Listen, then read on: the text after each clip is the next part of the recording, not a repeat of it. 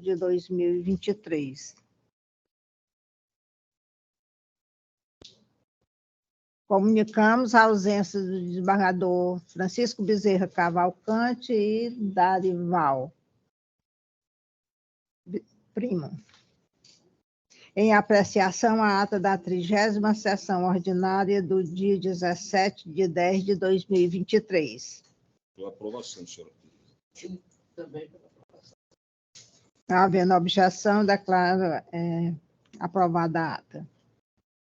Lista dos processos retirados de pauta e adiado. Comunica aí só os números dos processos, sem citar os nomes. Já colocou na mesa? Já. A lista de processos adiados e retirados de pauta está disponível de forma física aqui na sala de julgamento e também foi colocada de forma virtual no chat da reunião, informando também que todos os processos da relatoria do desembargador Francisco Bezerra Cavalcante, que porventura não estavam nessa lista e estavam pautados para hoje, sofreram adiamento em razão da ausência justificada do relator. Igualmente do desembargador Francisco Darival Bezerra Primo, ficando todos para o dia 31/10, exceto os retirados de pauta.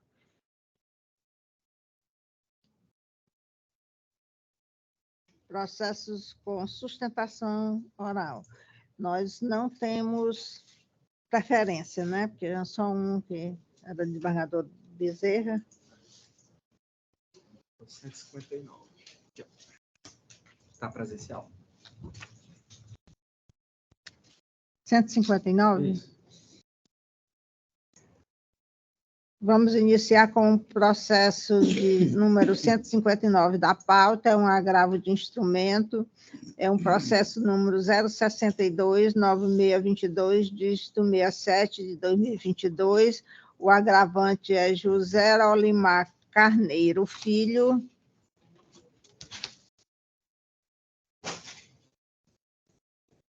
e outros, né? Advogado solicitante, Angélica Gonçalves Lopes. São dois, Bárbara.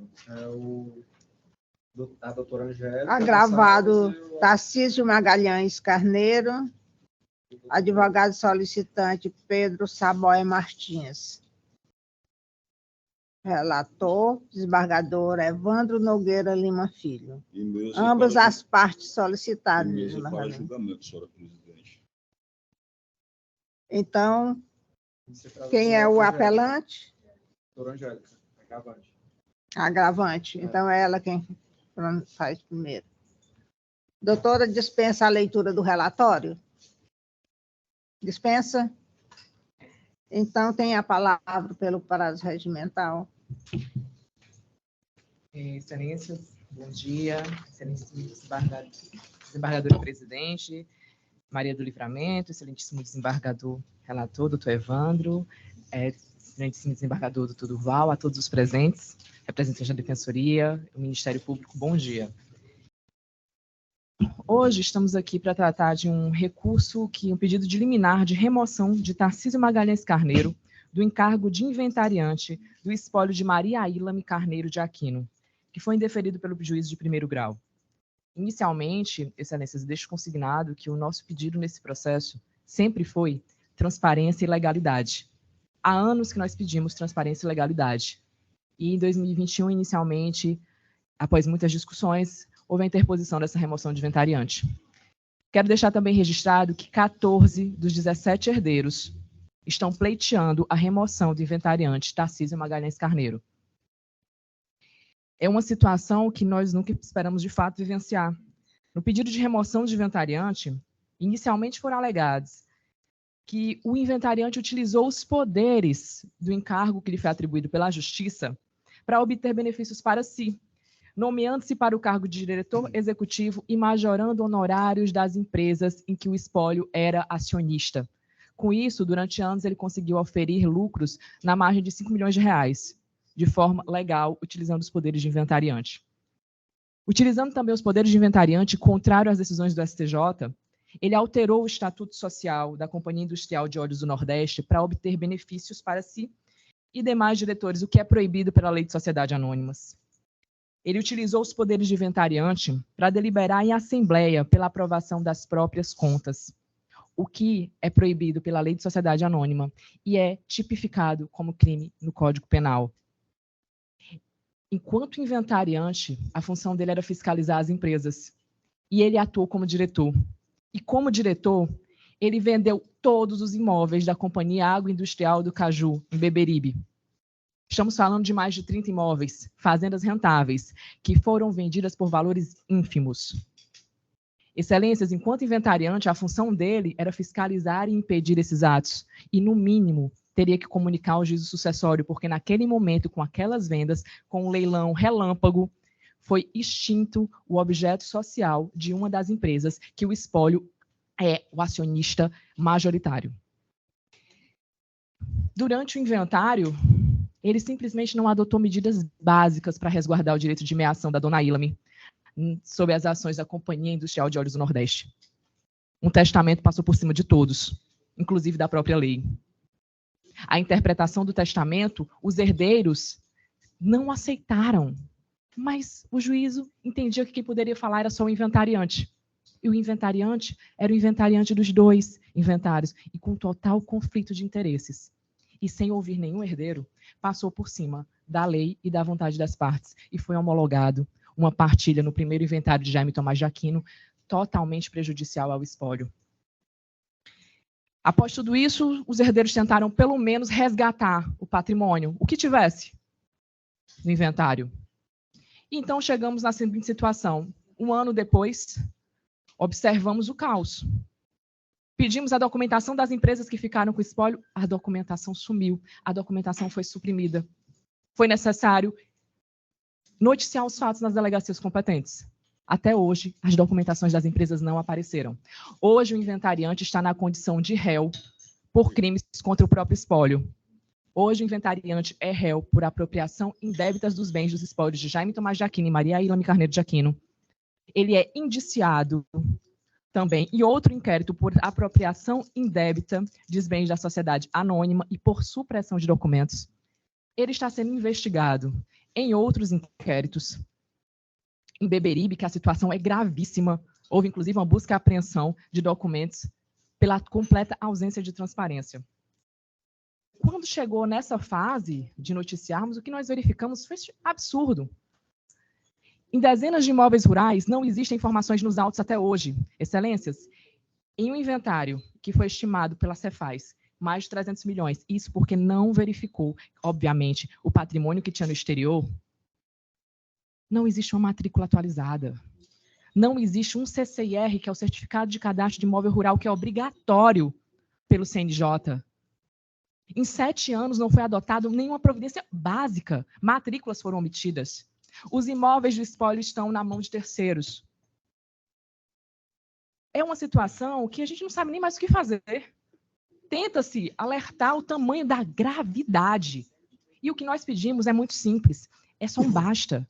Nós não estamos pedindo favorecimento, nós estamos pedindo apenas a lei. Nós não estamos pedindo preferência, nós estamos pedindo apenas a lei.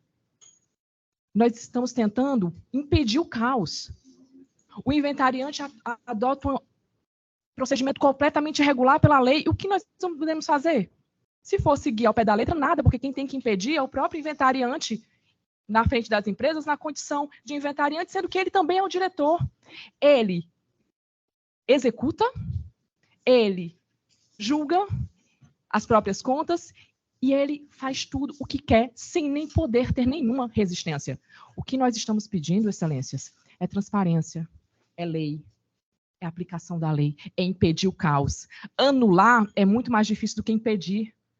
O inventariante faz algo e a gente tem que entrar com ação anulatória. Ah, mas no juízo sucessório não pode analisar a empresa, a gente tem que ir para o juízo empresarial para anular um ato do inventariante. E aí no juízo empresarial diz, não, mas vocês têm que resolver na seara sucessória. Enfim, excelências, a situação é muito complicada. Nós estamos lidando com um inventário que está sendo seguido com a total inobservância das prescrições legais.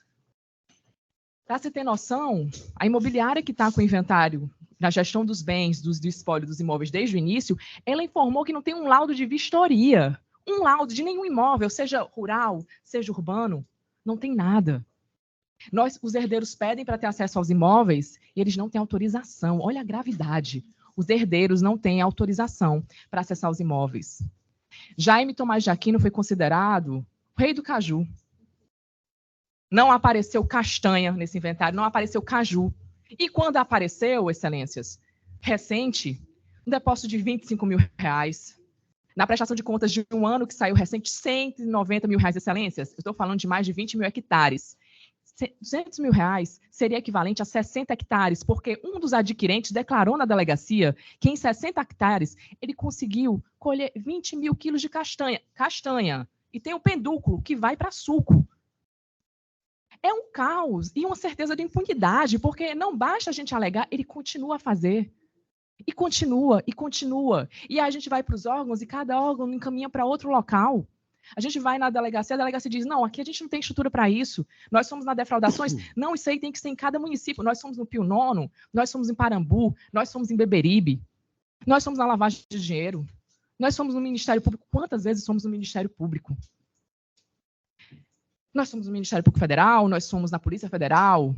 As empresas no exterior, nós conseguimos localizar no Reino Unido que as empresas no exterior foram transferidas para o presidente da Fundação Maria Ilha Jaime Aquino. Isso é público.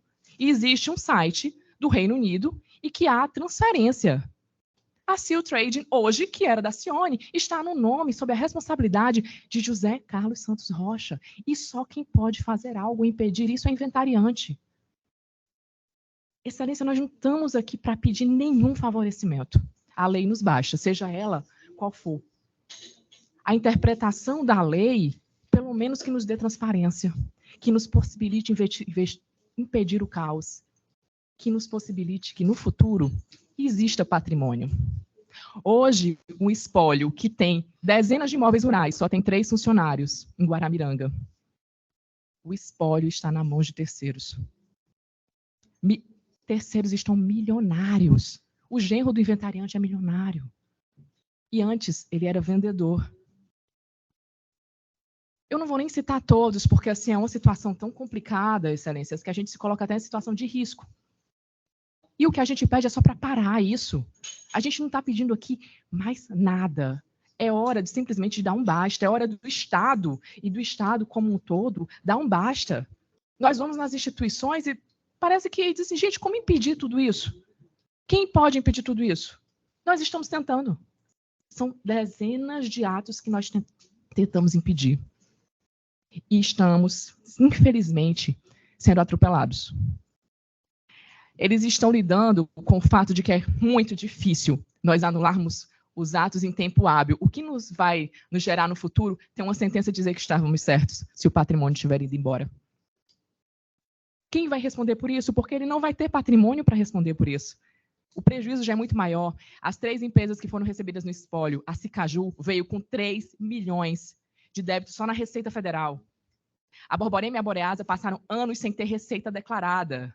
Anos sem ter receita declarada. Os 7 meses que uma das herdeiras assumiu foi R$500 mil, isso porque já tinham cortado cajueiros. O rei do caju, o inventário do rei do caju não teve caju, não teve castanha.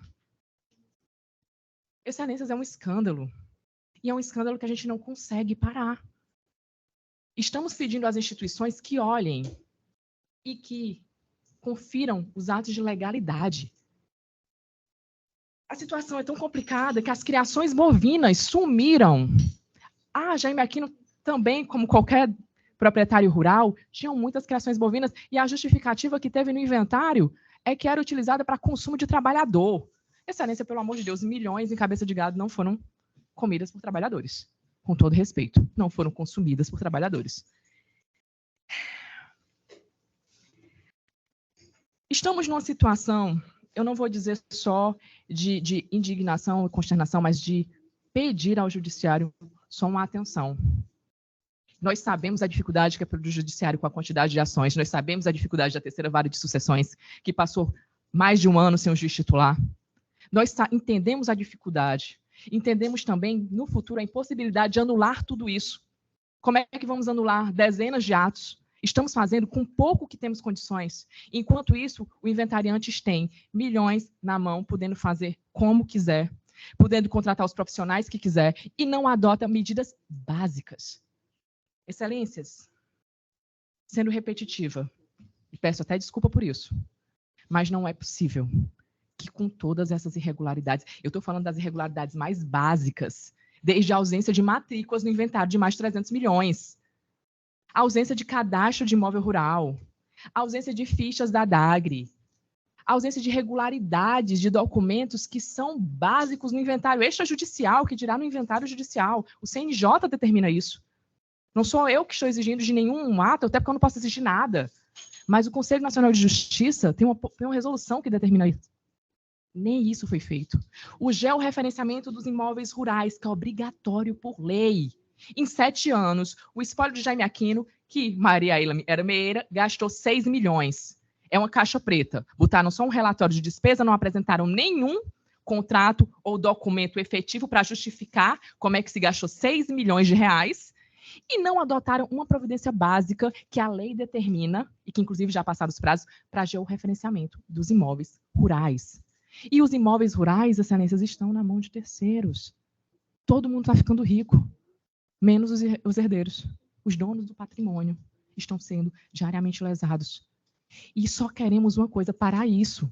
Não vai dar para resgatar tudo, a gente sabe. Mas também não é possível que não se consiga parar e resgatar, seja lá o que ainda tiver. Os herdeiros todo dia estão sendo prejudicados. É difícil a gente impedir essa revolta generalizada e, ao mesmo tempo, é difícil a gente ter a certeza de que eles veem tudo como um jogo em que, no final das contas, tem a certeza da impunidade. Pedimos, excelências, que analisem os fatos, nenhum favorecimento, não pedimos isso.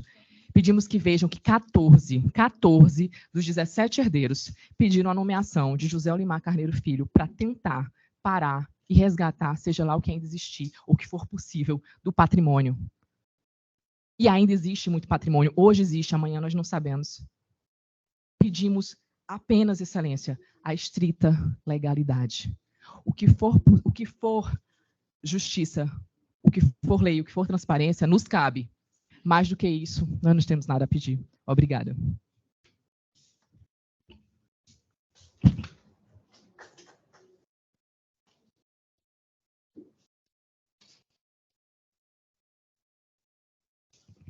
Como é o nome da advogada? Pedro Samuel. Doutor, pode começar quando terminar de se arrumar, né? Sim.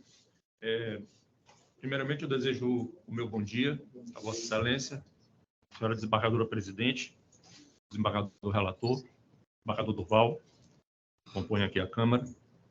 Desejar meu bom dia aos colegas da Defensoria, do Ministério Público, colega advogada que acabou de se manifestar, os demais presentes, eventuários. E eu gostaria de me ater ao que consta deste agravo de instrumento que está em mesa para julgamento. E o que está em mesa para julgamento é um agravo de instrumento tirado de uma decisão que indeferiu a remoção liminar incidental de um inventariante.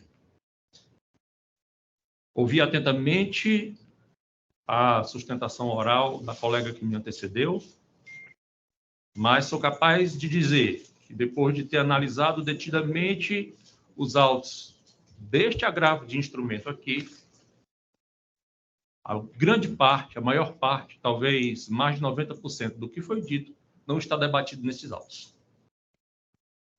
Tem um debate sendo travado ainda na primeira instância, no processo de remoção, que, inclusive, tramitou depois que foi proposto este agravo de instrumento.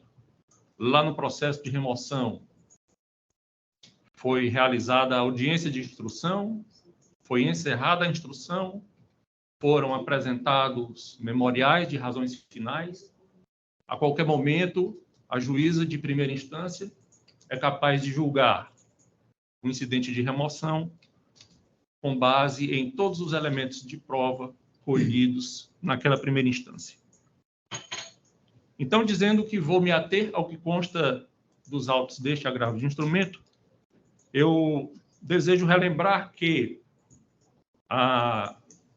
o inventário que subjaz a este agravo de instrumento é o inventário da senhora Maria Ilame Carneiro de Aquino, que vem a ser viúva do industrial Jaime Tomás de Aquino, falecido antes dela. E aí eu quero deixar aqui uma pergunta no ar. Para que é que serve um processo de inventário? Qual é o objetivo do processo de inventário? E essa resposta eu vou deixar em aberto, porque ao longo da sustentação oral eu desejo tentar construí-la dentro da minha argumentação. O que é certo, na verdade, é que Jaime Tomás de Aquino e Maria Ilame não tinham filhos, e os herdeiros de Jaime Tomás de Aquino não eram os mesmos herdeiros de Maria Ilame. Por isso, foi determinado nos autos do inventário de Maria Ilame, que faleceu 2 anos depois de Jaime Aquino, que somente a partilha no inventário de Jaime determinaria quais seriam os bens que seriam atribuídos ao inventário de Ilame para que lá ele fosse partilhado entre os seus herdeiros. O inventariante, aqui agravado, ele também foi inventariante do espólio de Jaime Tomás de Aquino. Uma vez ciente da determinação de que apenas a atribuição de bens, quando da partilha do inventário de Jaime Aquino, seria atribuída os bens que seriam partilhados no inventário de Ilame, que é o inventário que de onde foi tirado desse incidente de remoção, certo? O inventariante, então, cuidou de, no primeiro inventário, procurar levá-lo à partilha. E conseguiu fazê-lo. O fez, com licença da expressão vulgar, aos trancos e barrancos. Todo tipo de questionamento era levado aos autos do inventário, quando nós sabemos que no inventário se decide apenas as questões de direito e que sejam atinentes ao processo sucessório. Todas as demais questões devem ser levadas para as vias ordinárias. Temos aí todas as ações ligadas aos processos sucessórios, como as prestações de contas, né, as ações de sonegados e até, eventualmente, se for o caso, ações de sobrepartilha. Mas o fato é que, uma vez determinado pelo juiz do inventário que o inventariante apresentasse um esboço de partilha, ele o fez e o fez de forma transparente, levando-o aos autos com conhecimento de todos os interessados. Quando foi apresentado o esboço de partilha e concluído o inventário de Jaime Tomás de Aquino, foram destinados ao espólio de Maria Ilame quase 100 de bens imóveis, além das ações de 3 empresas coligadas à empresa fundada pelo inventariado anterior, e nada menos, excelências, do que 29 milhões de reais em dinheiro. Isso foi trabalho do inventariante. É importante colocar, e isso não foi colocado na sustentação oral que me antecedeu, que todos os agravantes neste processo foram intimados da sentença homologatória da partilha no inventário de Jaime Aquino. Estavam cientes do que foi atribuído ao inventário de Maria Ilame e não recorreram.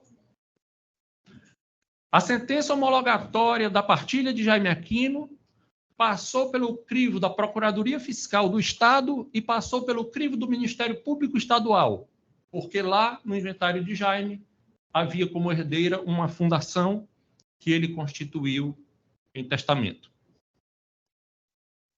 Destinados os bens para o inventário de Ilame, o inventariante, e isso também não foi colocado na sustentação oral que me antecedeu, o inventariante aditou as primeiras declarações, relacionando no inventário de Maria Ilame todos os bens que tinham sido atribuídos a ela no inventário de Jaime. O fez de forma transparente nos autos do processo e ato contínuo. Isso também não foi mencionado. O inventariante propôs a conversão do inventário em arrolamento e os agravantes concordaram. Se não fosse pela recusa de apenas um dos herdeiros, no caso, o juiz aposentado, doutor Edmo Magalhães Carneiro, que é irmão do agravado, se não fosse pela recusa apenas do doutor Edmo, este inventário de Dona Maria Ilame já teria sido encerrado há quase 2 anos, ou talvez há mais de 2 anos. Por isso, uma coisa que eu gostaria de acrescentar. Depois que foi recusada a conversão do inventário em arrolamento, os agravantes pediram ao juiz do inventário a antecipação de herança dos valores que havia em dinheiro. Lembrem-se, Vossa Excelências, que eu acabei de dizer que foram atribuídos 29 milhões de reais do espólio de Jaime Aquino para o espólio de Maria Ilame. Esse pedido dos agravantes de recebimento antecipado dos 29 milhões de reais obteve a concordância de todos. Em primeiro lugar, concordou com essa divisão o próprio doutor Edmo. Depois, quem concordou foi o inventariante, que inclusive demonstrou que seria possível fazer essa antecipação porque o espólio dispunha de meios para arcar com o pagamento do imposto de transmissão e as demais obrigações. Eu coloco isso porque, quando foi deferido o pedido, os agravantes, o agravado e os demais herdeiros partilharam esses 29 milhões de reais, eu estou falando em números redondos, e cada herdeiro recebeu aproximadamente 4.180.000 reais a título de antecipação de herança. Eu estou contando essa história porque uma das nossas teses de defesa nas nossas contrarrazões do agravo de instrumento é o de que as partes não devem venirem contra factum próprio.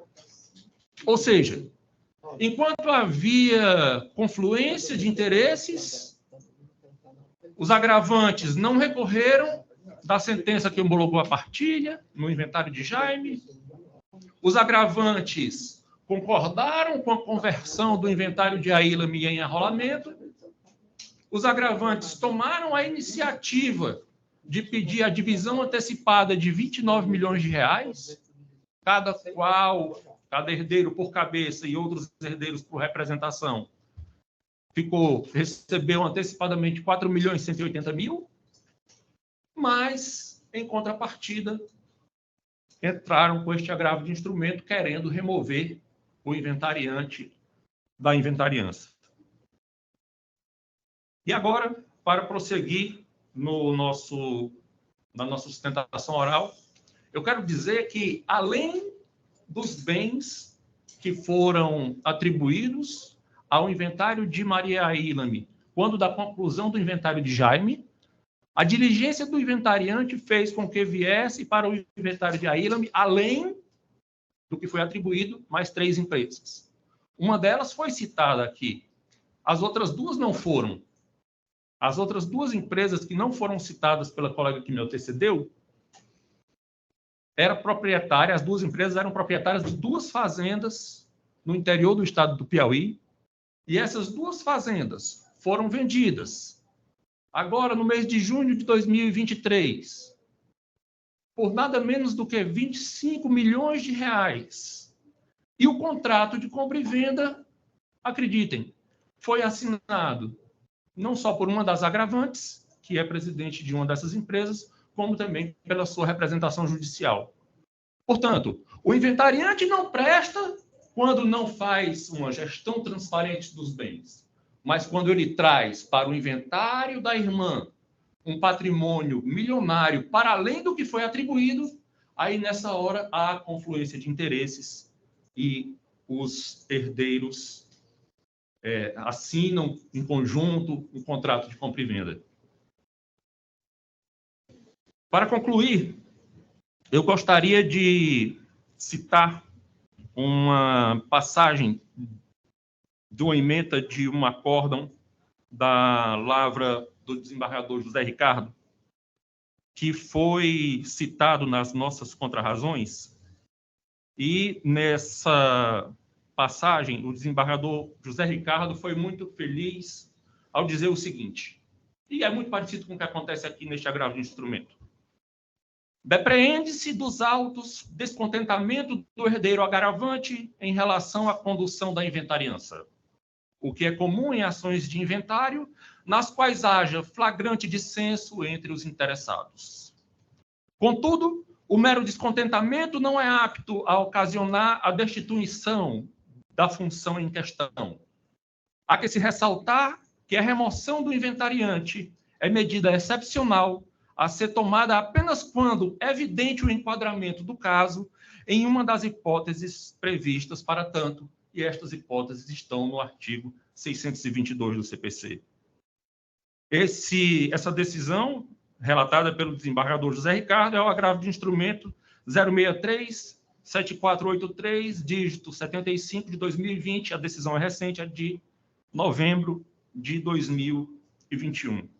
Ora, se para remover o inventariante, e aqui eu já estou me dirigindo à minha conclusão, são necessárias situações excepcionalíssimas, muito mais excepcionais têm que ser essas situações para uma remoção liminar do inventariante. E essas situações não foram apresentadas neste agravo de instrumento. E agora eu quero chegar à conclusão da minha sustentação oral. Qual o objetivo de um processo de inventário, senhora presidente, senhores desembargadores? Temos 40 segundos. Perfeitamente, excelência. O objetivo do processo de inventário é chegar à partilha. E chegar à partilha, o inventariante já mostrou ser capaz. Chegou à partilha do inventário anterior de seu Jaime e, por muito pouco, não chegou à partilha do inventário de Maria Ilame há 2 anos. E é por isso que o agravado, através da minha pessoa como seu representante, pede que este agravo de instrumento seja desprovido. Agradeço a vossa atenção. Devolvo a palavra ao desembargador Evandro. Não, senhora presidente. Cumprimento de início a doutora Angélica e o doutor Pedro e os parabenizo pelo nível das sustentações orais, mas delas, de logo, o desembargador Durval, se extrai o altíssimo grau de litigiosidade no seio desse processo sucessório.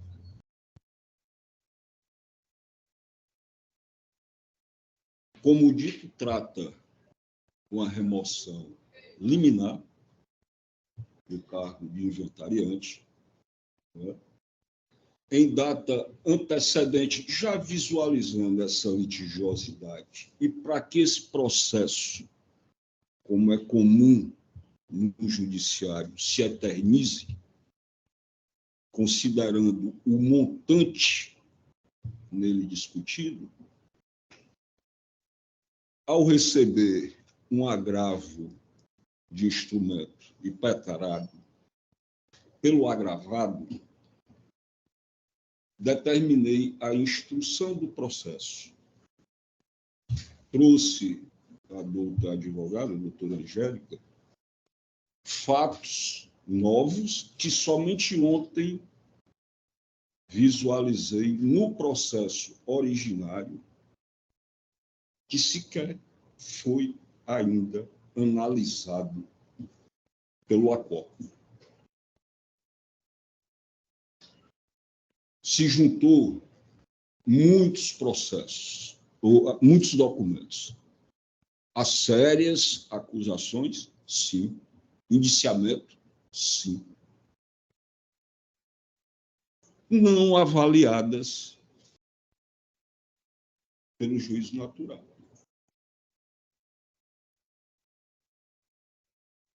Desta forma, trago, já adianto o teor do voto, o desprovimento da liminar, confirmo, sob pena de, em me antecipando, porque eu determinei que se instrua o processo de supressão de instância. A fase instrutória está encerrada, houve juntada de documento recente que creio que a parte adversa, o agravado, no caso, ainda não foi intimado à manifestação. Tá? E como sumário de tudo que disse aqui agora e do voto redigido em 14 laudas, me permitam, senhora presidente, desembargador Durval, de ler a proposta de ementa. Como relatado, cuida-se de agravo de instrumento, a diversão de decisão interlocutória que indeferiu o pedido de tutela de urgência para remoção imediata do inventariante agravado, antes do deslinde final do incidente processual. Em caso, observa-se que, de fato, os postulantes pugnaram pela remoção, trazendo a juízo sérias imputações em face do ora agravado. Todavia, o que se verifica é que nenhuma dessas questões meritórias foram objeto de análise pelo juízo singular. Importante salientar que, neste momento, a discussão se limita a averiguar a presença dos requisitos autorizadores da medida excepcional, a qual foi indeferida, em primeiro momento, pelo julgador singular, tendo em vista a necessidade de dilação probatória, sobretudo em razão da gravidade dos fatos alegados. Dessa forma, tem-se que o julgador acor agiu com cautela necessária naquele momento, pois, diante renovo de graves acusações, se faz necessário um maior aprofundamento probatório com vistas a decidir de forma definitiva pela remoção ou não do inventariante. Recurso conhecido e improvido. É este o meu voto, senhora presidente. Desembargador Durval. Eu concordo com o relator e, evidentemente, uma demanda como essa é até natural os conflitos, porque realmente o empresário que foi líder nessa questão do caju, acho que foi uma verdadeira bandeira. Ele, sozinho, isoladamente, foi um grande líder nesse setor industrial. E aí, quando faleceu os herdeiros, não é que foi necessário parte desse inventário ser por uma administração profissional. Eu creio que, evidentemente, tudo é discutível juridicamente, não é? Fazendas é uma coisa muito difícil de se administrar, porque você tem uma fazenda com gado ou com plantação, seja o que for, não é? Ela só vai realmente lograr sucesso e êxito quando o instituidor, que levou pedra por pedra, está à frente, não é? É difícil deixar-se um patrimônio vivo não é? Que ele não se diminua, que ele não se, vamos dizer assim, recrudesça ou diminua de valor, né? Principalmente nesses casos. E às vezes até eu fico pensando, imaginando, desembargador Evandro, como essas pessoas, esses instituidores, esses fazendeiros, eram realmente inteligentes. Eu não sei como é que eles tiraram dinheiro desses investimentos, são realmente difíceis, mas é difícil você manter. Eu digo isso que eu já me aventurei a ir para o agronegócio, é muito difícil tirar dinheiro disso. Inclusive, eu tive o prazer e ter uma recordação muito boa de ter como amigo o próprio Jaime, onde eu fui vender castanha a ele. Fui vender e ele me ensinou todas as fases. Eu acho que acho que não estudou, acho que estudou pouco, mas eu acho que você passando um dia com ele, fosse almoçar com ele alguma coisa, que ele era muito generoso, não é? Era um verdadeiro doutorado, mestrado, ali da prática sobre o que ele liderava. De modo que eu voto integralmente com Vossa Excelência, nesse caso, e desejo que o inventário chegue ao fim. No caso aí, o doutor Pedro deixou bem consignado. Não é? Chegando ao fim, falta pouco, eu acho. Eu acho que falta pouco. Voto com o relator. Eu agora, não. Eu vou dizer agora. Cada dia que passa, cresce mais o meu pensamento, a minha ideia, a minha certeza de que aquelas pessoas que não têm herdeiro necessário façam um testamento, doe antes de falecer, para não ir para as linhas colaterais, né? Exatamente.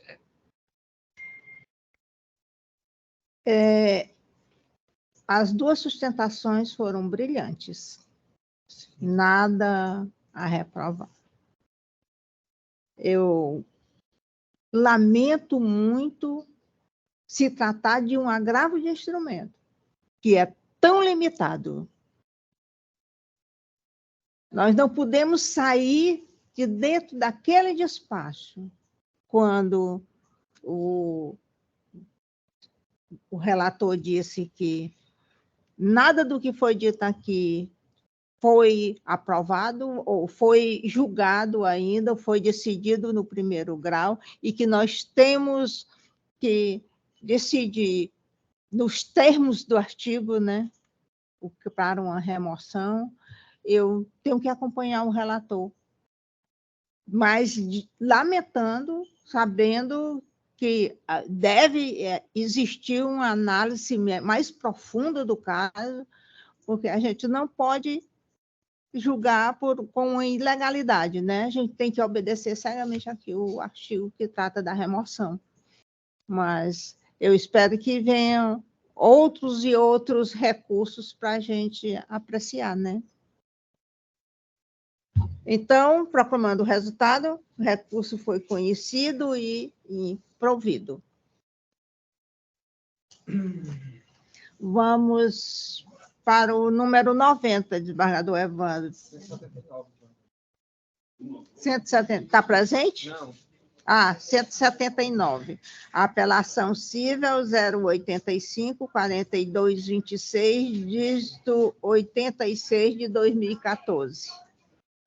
Apelante André Luiz de Matos Mendes Bezerra, advogado solicitante Rômulo Richard Salles Matos, apelante Instituto de Oftalmologia e Otorrinolaringologia de Fortaleza, a apelada Francisca Alda Henrique Mantua, ou Mantua, não sei. Relator, desembargador José Evandro Nogueira Lima Filho.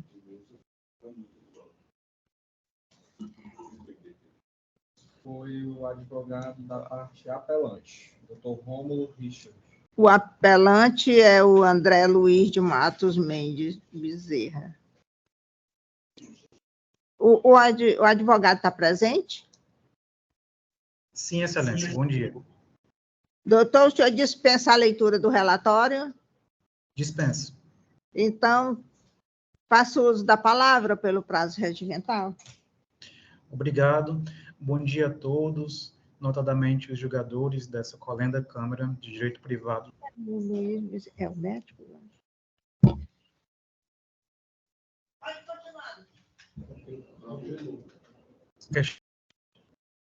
Do médico André Luiz de Matos, pelos danos materiais, morais e estéticos suportados pela senhora Francisca Alda, em decorrência de uma cirurgia de catarata realizada nas dependências do Instituto de Oftalmologia e Otorrinolaringologia de Fortaleza, doravante IOF.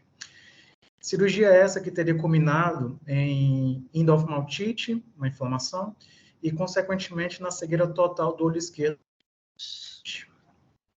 Em primeiro grau, o juiz condenou tanto o médico quanto a instituição hospitalar pelos danos ocorridos.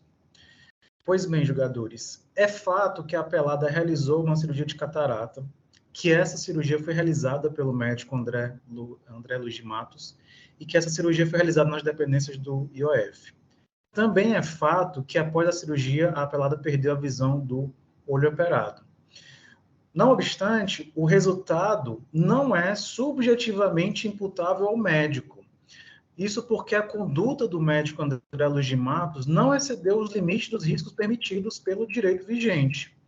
O médico previu as possíveis complicações e as comunicou como advertência ao paciente. Além disso, afirmou que a predisposição clínica da senhora Francisca Alda, diabetes, acabava por favorecer uma complicação, e a complicação essa que o médico não conseguiu controlar. Além disso, as condições físicas da paciente revelaria por si só uma cirurgia particularmente arriscada. Contudo, o direito brasileiro admite esse risco. É um risco permitido pela sociedade, é um risco tolerável.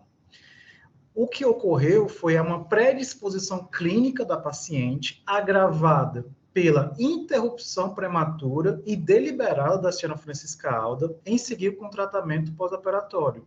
Ou seja, ela não tomou a medicação prescrita pelo médico, resolveu substituir por outra e, além disso, realizar o tratamento com outro médico que não o senhor André Luiz de Matos Mendes Bezerra. Isso foi o que culminou na perda do olho esquerdo que foi operado em decorrência da cirurgia de catarata. O ponto é que o juiz de primeira instância amparou a amparou a condenação ao senhor André Luiz de Matos pelo fato de uma suspeita de falta de higienização das luvas. No entanto, esse indício não se sustenta pelas próprias provas produzidas sob o crivo do contraditório nos autos de primeira instância. Vale esclarecer que a própria testemunha ouvida em juízo, a senhora Valdênia de Abreu dos Santos, uma técnica de enfermagem que acompanhou o médico na cirurgia durante o procedimento, ela foi indagada pelo advogado de defesa do médico acerca da troca de luvas ou se ela não viu a troca de luvas. Portanto, perguntou-se se ela realmente observou que o médico realizou a cirurgia sem trocar as luvas necessárias ou se ela não viu a troca de luvas. Em audiência, ela respondeu que não viu a troca de luvas, pois não estava presente. Isso está gravado no minuto 20 e aos 49 segundos do termo de audiência de folhas 177 e 178 dos autos. Portanto, não existem elementos suficientes para a condenação do médico pelos danos, infelizmente, suportados pela senhora Alda no caso. Isso, portanto, é mais do que suficiente para afastar a condenação do senhor André Luiz de Matos. Diferentemente, contudo, ocorre em relação à instituição hospitalar, já que a responsabilidade é objetiva. O médico, a responsabilidade, ela é subjetiva, exige a evidência concreta embasada em provas submetidas ao crivo do contraditório do erro. o que não ocorreu. Portanto, esse é o nosso pedido de reforma da sentença no tocante à condenação em relação ao médico. No entanto, caso essa douta Câmara entenda pela persistência da responsabilidade do médico, nós requeremos a diminuição do valor da condenação, haja vista os critérios de proporcionalidade e razoabilidade previstos no próprio Código Civil para tanto. Essa é, em síntese, a sustentação oral. Desde já agradeço a atenção. Muito bom dia a todos. Obrigada, doutor. Passar a palavra ao desembargador Evandro. Pois não, senhora presidente, eu inicio cumprimentando o doutor Rômulo Richard pela sustentação oral. E, senhora presidente, creio que a proposta de emenda traduz tudo o que coube a este relator cotejar do recurso que ora se julga. Nesse sentido, cingir-me-ei à leitura da proposta de emenda. Apelações cíveis, ação ordinária indenizatória, responsabilidade civil por erro médico, cirurgia para tratamento de catarata, posterior quadro que culminou em cegueira do olho esquerdo da paciente, sentença que reconheceu o dever de indenizar, alegação de ausência de nexo de causalidade entre o dano e o comportamento do médico, não acolhimento, responsabilidade solidária do profissional e hospital, recurso conhecido e não provido. No que concerne à responsabilidade civil dos médicos, sabe-se que é de natureza subjetiva, decorrente de uma obrigação de meio, nos termos do artigo 14, parágrafo 4º do CDC, e apurada mediante a verificação dos elementos culpa em sentido estrito, negligência, imprudência e imperícia, acrescido do nexo causal e do dano. Por outro lado, os estabelecimentos médicos hospitalares respondem objetivamente pelos danos que seus agentes, na qualidade de prestadores de serviços, causarem a terceiros, nos termos do artigo 37, parágrafo 6º da Constituição Federal. Não obstante, só é passível de imposição do dever de indenizar quando demonstrada a culpa subjetiva do preposto. A prova dos autos é incontroversa no sentido de que o globo ocular esquerdo da promovente apresentava catarata e sua remoção era o procedimento recomendado para o caso. Ademais, restou evidenciado que a conduta negligente do médico e do hospital em não manter os cuidados sanitários adequados ao longo da triagem dos pacientes, bem como no ato cirúrgico em si, foi determinante para a ocorrência da infecção no olho da recorrida, fato que acarretou a perda de sua visão. Dessa arte, mantém-se as condenações nos patamares delineados na sentença, não havendo razões substanciais para qualquer alteração.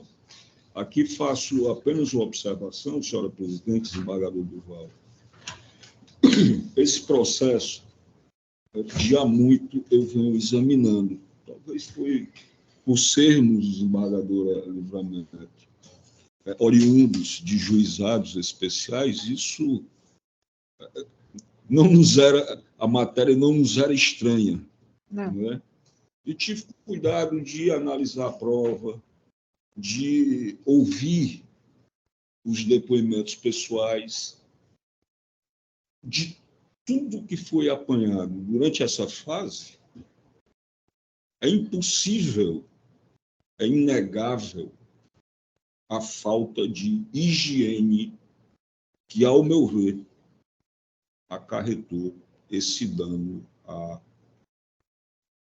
autora apelada. Diante disso, senhora presidente, eu estou conhecendo a apelação, negando-lhe, contudo, provimento e mantendo integralmente a decisão vergastada. É como voto, senhora presidente. Embargador Durval, como vota? Acompanho, senhora presidente. Eu também acompanho o voto do relator. E proclamo o resultado: o recurso foi conhecido e improvido. Partimos para a última sustentação oral da sessão. É a apelação cível 0013-427, dígito 60 de 2010, processo de meta, né? Apelante Jurandir Soares Pereira, advogado solicitante Marcelo Gleidson Cavalcante Melo, e o apelado é o Banco Original S.A. O doutor Marcelo está presente? Sim, Excelência.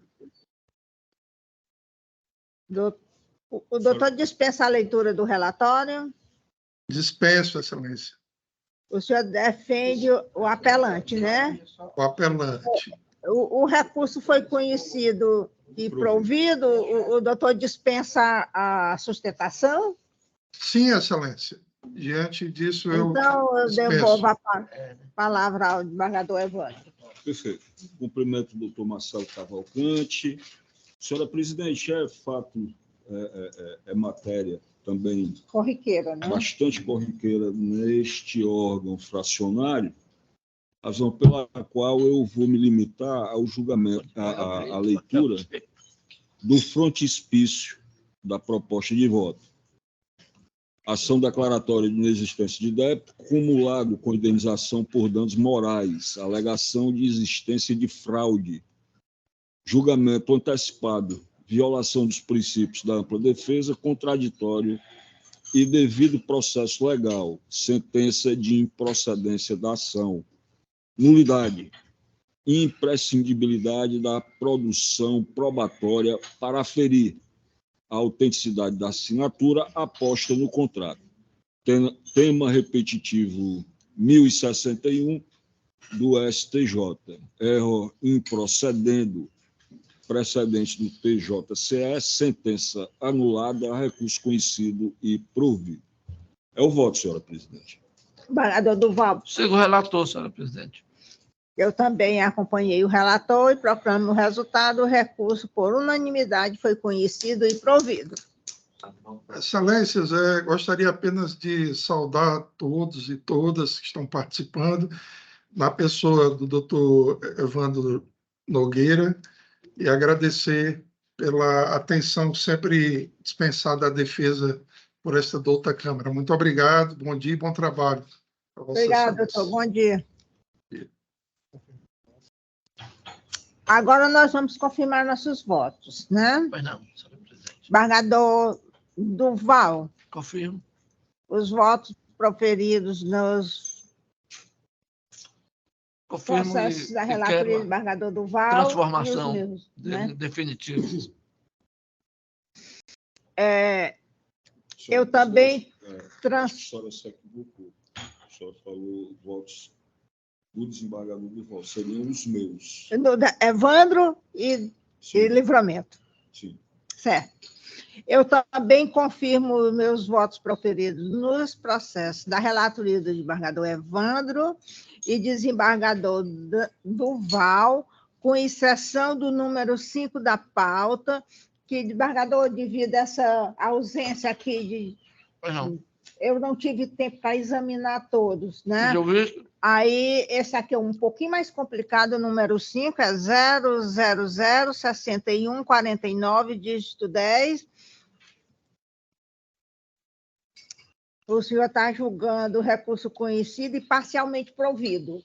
É o julgamento da relatoria. Eu estou pedindo visto, Perfeito. porque eu não Número 5, tive né? tempo para examinar. Perfeito, senhora presidente. Eu também confirmo os votos lançados nos julgamentos sob relatoria de Vossa Excelência, também naqueles de relatoria do excelentíssimo senhor desembargador Durval Aires Filhos, exceto, claro, o que Vossa Excelência acabou de pedir vistas. Há algum requerimento, alguma observação? Não, senhora presidente. Senhora presidente. Excelência, presidenta, eu gostaria de cumprimentar todos que não tiveram a oportunidade de fazê-lo no início, cumprimentando o desembargador Durval, o desembargador Evandro, o defensor público, o doutor Carlos Augusto, e a senhora presidenta. Bom dia, doutor Cortez. Bom dia, doutor Cortez. Bom dia, doutor Cortez. Cumprimentando a todos, desejando um bom dia. Bom dia, senhora doutor. presidente. Obrigado. Eu tenho um requerimento. Ontem, pelo grupo, nos foi comunicado o falecimento do irmão do desembargador Mauro, né? Carlos Não, Alberto Carlos Alberto. Mendes Forte. Eu Mauro proponho Não, o a Mauro este morreu, né? colegiado Do casamento. votos de pesar. De acordo. Eu também, de acordo, não conhecia. Eu conheço um dos irmãos dele, o médico Camuto. Perfeito. Excelência, o Ministério Público se acosta a essa manifestação. Não. E a Defensoria também, Excelência. Mas Apesar de não conhecer. espécie de ofício. Senhora. Desembargador Carlos, dirigido do desembargador Carlos Alberto, né? Muito bem lembrado, desembargador Evandro. Ele tem... Não conhecia pessoalmente, mas 87 é anos. um gentleman. É o irmão mais velho dele. O desembargador Carlos Alberto, extremamente atencioso, Preparado também. homem bondoso. É, preparadíssimo.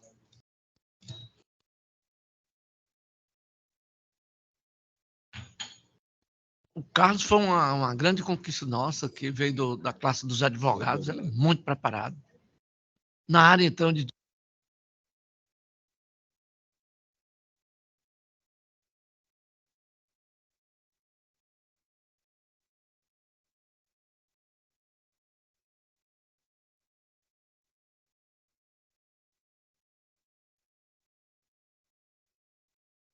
Doutor Marcel, eu acho que está sem som.